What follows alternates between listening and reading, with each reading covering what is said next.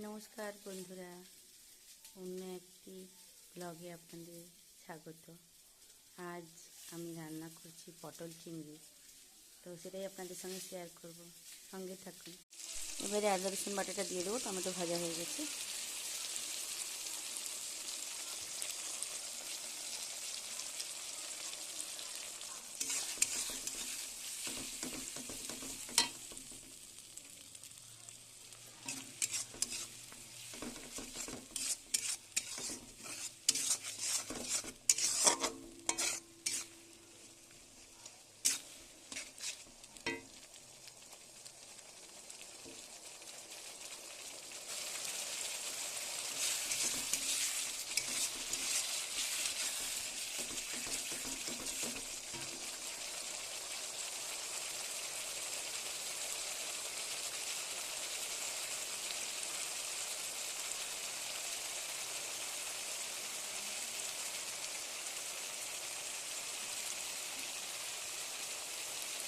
তেলটা ছেড়ে আসছে, এবারে হলুদ দিয়ে দেবো।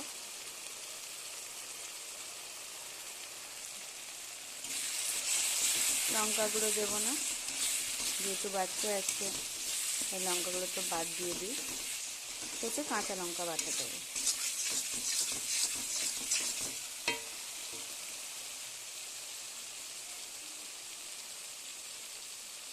এবারে চিংড়ি মাছটা দিয়ে দেবো।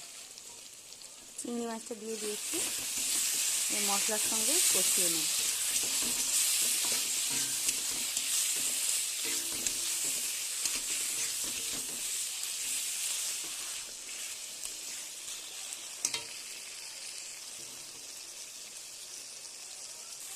এইবারে আলুটা দিয়ে নেব।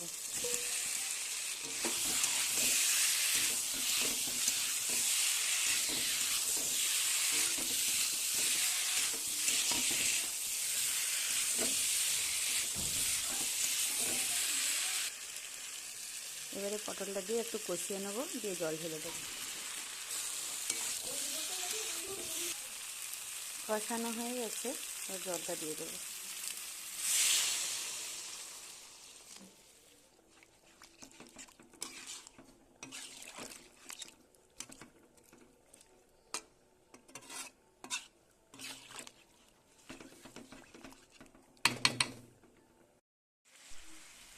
তরকারি হয়ে এসছে, এবার নামিয়ে নেব।